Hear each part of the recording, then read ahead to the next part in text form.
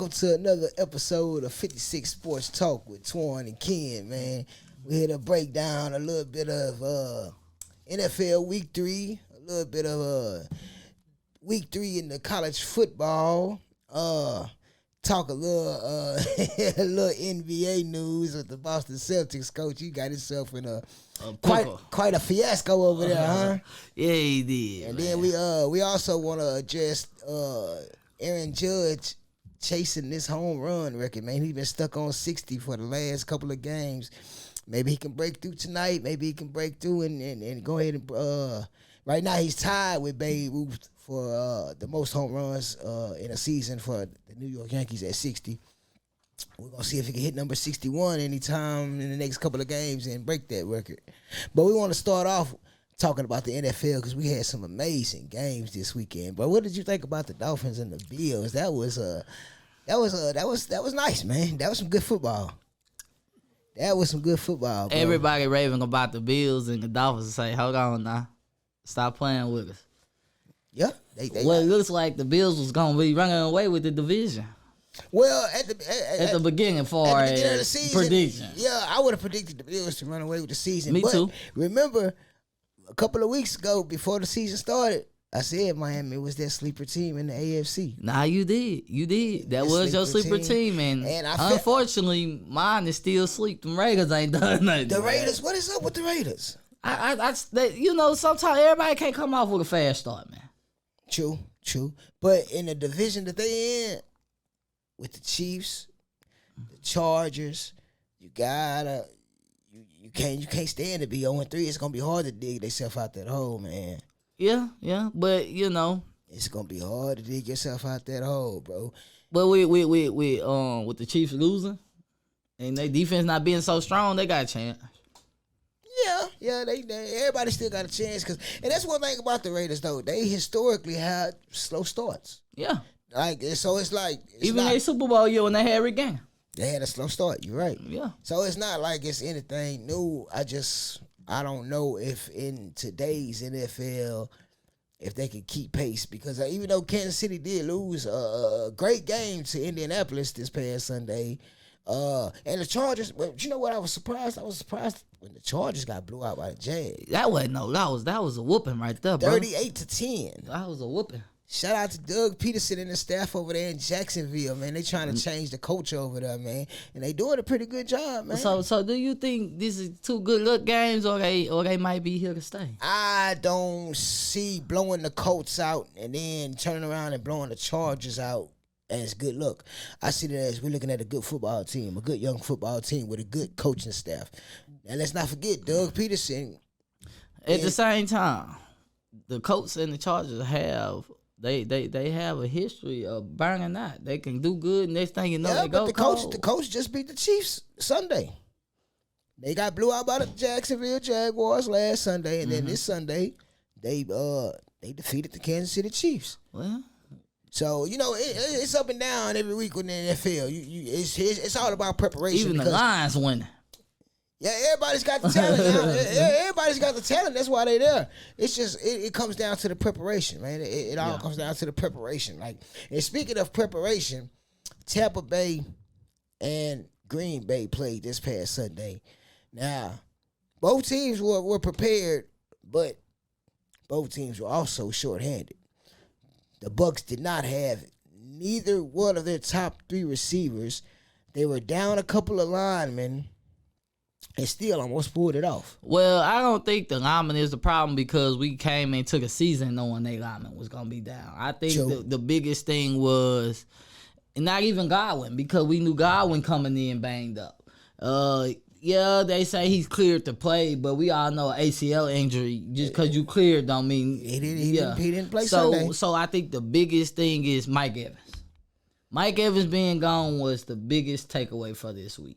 Being suspended due to the fight he had with Lattimore last week. Yeah, they was throwing down. Yeah, they was. But see, now that possibly cost them a game. It cost them a win. It did. But even without Mike Evans, Julio Jones, and Chris Godwin, the Bucs still almost pulled it off. I just think it looked good. I just think them names look good on paper because as of right now, that injury, I'm scared of the injury with Godwin. But I did like that they brought in Cole Beasley. Yeah. Cole Beasley is a cool little target, and guess what position he plays? Slot, just like Godwin. Yeah. So they definitely brought in a threat at the slot. And I like Julio, but Julio is not your go-to person no more. He's just security blanket. So. No. Mike is the go-to. We all know. Yeah. I can't disagree with you on that. Mike Evans is definitely the go-to. But I just think it looked good more on paper than what we seeing on the eye test right now.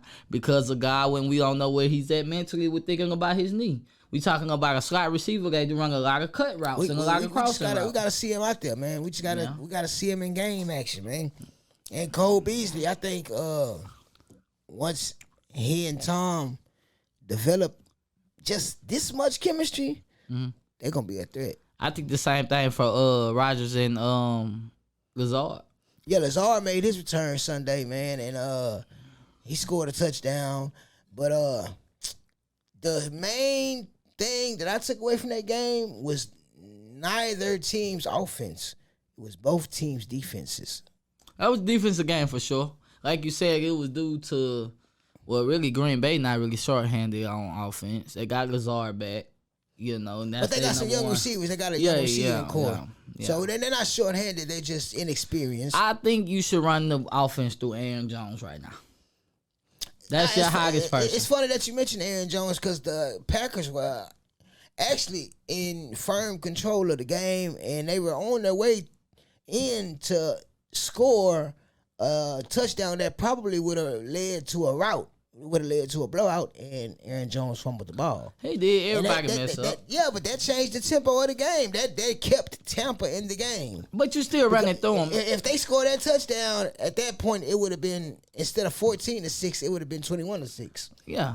And then I don't think with Mike Evans being out, Godwin being out, even though they had Cole Beasley, even though Leonard Fournette was playing, he played a great game. I don't see that. I don't see any way Tampa would have came back from 21-6. Not with the way Green Bay's defense was playing. So when Aaron Jones when he fumbled that ball going into the end zone, that changed the whole tide of the game. And Tampa took advantage of it. And actually, if it was not for a delay of game on the no, it's either the delay of game or a false start on the 2-point conversion. Yeah. Leonard Fournette was gonna walk that thing in, man. I was looking at the formation. I was like, oh, he gonna walk it in. He gonna walk it in and tie the game up. But it was I believe it was a false start. Yeah. And it pushed Tampa back 5 yards, and they couldn't get it done, man. They couldn't get it done. But great game. Miami and Buffalo. Interesting game. You're going to see them in the conference championship. Miami and Buffalo? Yeah. Because so you just count Kansas City out like that? Defense, man. The AFC is so stacked. That's what I'm saying. It's hard, bro. Kansas City, what people got to understand is Kansas City might have one of the top offenses in the AFC, but they have also one of the weakest defenses in the AFC. And when you got powerhouses like Miami and Buffalo who can shoot it out with you on any day, that becomes a problem. And then Miami and Buffalo both have great defenses. Exactly. Great defenses. Great. Now, Chiefs, they might have a day on defense, but we talking week in, week out. Miami and Buffalo is coming weaker with their defense. Yeah. So I'm never questioning Kansas City or Pat Mahomes' offense. I'm questioning their defense. Right. Yeah, they can't stop you, Pat, but you can't stop them. Well, true. And the chances of stopping Pat is a lot higher than Kansas City stopping Tua and Hill versus them stopping Allen. Tua and Hill, Tua and Waddle. All of them. I ain't gonna lie. Chase Edmonds coming out the backfield. Miami is stacked, bro. Is. Miami is stacked. And you think Kansas City can stop that?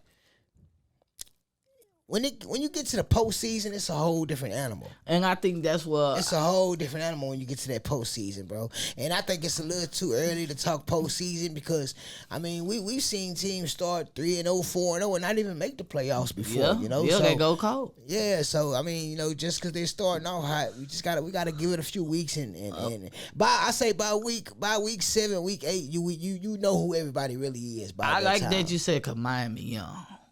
And they only got one person that really just got experience in the postseason and Super Bowl. That's Tyreek Hill. So to be honest, if we're gonna talk postseason, I know it's too early, but I'm willing to bet Miami and the Bills are making it to the postseason. So I might have Bills over there only because of experience. Experience. Could be, man. They been in that thing the last couple of years and they know what they been messing up at. Now Miami, it's been a while. Yeah, you got a lot of people picking the Bills to win it all, and they still are picking the Bills to win it all. Yeah, I say it remains to be seen yet because the AFC is so stacked. We can't forget about the Bengals. I mean, they had the first couple of weeks that were rough. They look good today this week. The offensive line, they went out and made some great additions. It's just it's a fact of gelling together. Once they gel together and get that chemistry, I think the Bengals will be all right. Because Jamar Chase is an absolute monster. And you still got Joe. Yeah, Joe is a beast. You still Joe, got Joe. Joe is a dog, man. Joe and whatever crazy fans say they should, I had seen on the internet craziness. Everybody just want to win. And they talking about, the Bengals should trade Joe. Yeah, you should go take your Bengal jersey out, fool. Nah. I don't think it's a person in the world that thinks that. Like a sane person. A sane person, you know. Dallas in New York, Monday night. Dallas pulled it off, man. Dallas beat the Giants by a score of 23-17 on Monday night. It was a good game, man. What I liked, Dallas stuck to the run. They stuck to the run. Pollard had a good game running. Zeke had a decent game running. But that's lightning and thunder, man. But see, this is the thing. They weren't doing that the first couple of weeks. They were just trying to. But that's what I was getting to. I was getting to that reference. I was adding on to what you said. You gotta go with your 1-2 punch. Dak is gone. Your number one receiver is gone. Yeah, CD, but CD still he's struggling with the catching. Yeah, he made up for that catch. Nah, I was gonna say he made 2 great catches. He made the catch that got him down there and into the first and goal situation, and then he made the catch for the touchdown with the one hand. He did. So he made. I mean, the best. I've seen the best of them drop balls before. Yeah, but so we can't hold that against him. But the best of them ain't never led the league in drop balls. Nah, you can't. The best of them with that, and it sucks because I know CD probably ain't put this hype on him. But when you go put that number 88 on, man, you gotta perform. He's performing. I think he's performing. Nah, he is, but not up to the part of 88. You talking Mike Irvin? I mean, we talking Dez Bryant. It's too early in his career. It's only with his second, third year. Yeah, but what bad years did them two have? Other than the time when Mike Irvin was going through that little court stuff, but we talking seasons. They never had a bad season. And towards the end, when they didn't know when to hang it up. Yeah, but things are a little different in the NFL right now. Things are a little we different. We pacifying these boys, man. I think CD definitely deserves to stay in that 88 club. I need to go get that boy 87 right now, because he ain't looking like 88. Hey, but you know what? Hey, man, speaking of clubs, and as much as it pains me to say this, that Lamar Jackson fan club, man. I'm not saying I'm a part of it.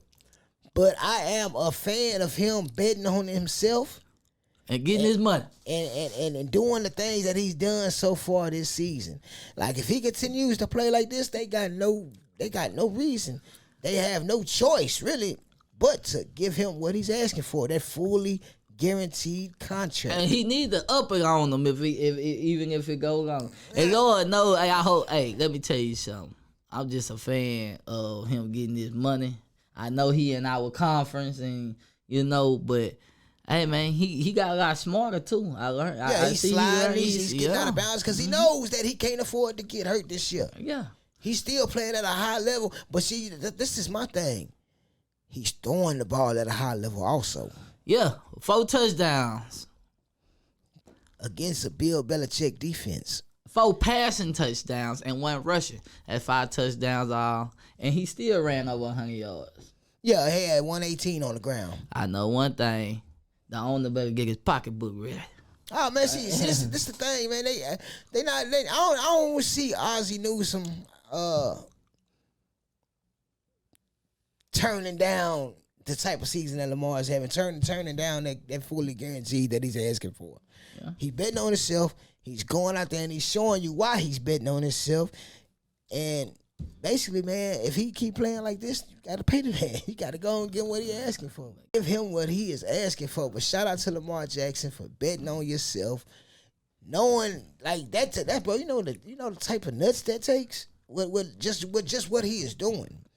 Mm-hmm. And he's doing it without agents. His mama is representing him.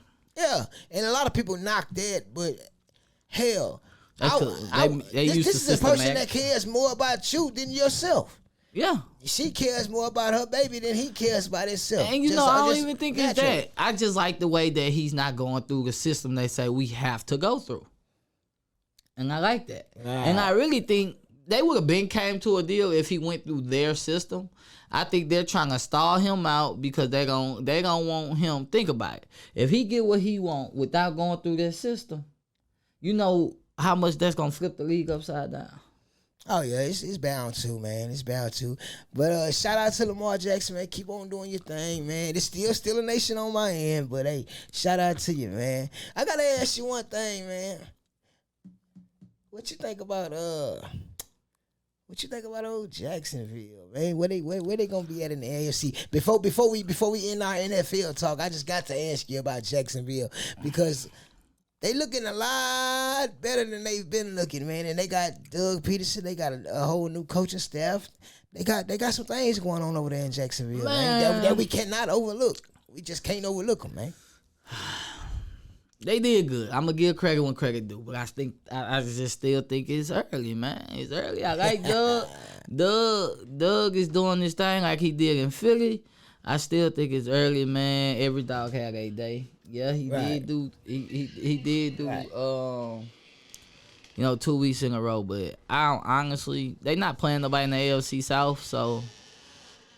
They're gonna run that. They're gonna, especially if Tennessee keep playing as bad as they playing. Exactly. I don't think they're gonna have any problems in the AFC South. I don't see them if they do make the postseason. They add a very low wild card, but I give them next. That's year. all right. That's all right. Shit, you don't need. All you need to do is get in the dance. Yeah. That's it. I give them next year. I think full throttle next year. I call them a threat next year, but I don't call them a threat this year. Yeah, man. Well, that's it for the NFL talk, man. Appreciate you guys, and we'll have some more NFL talk for you, man, next week, man.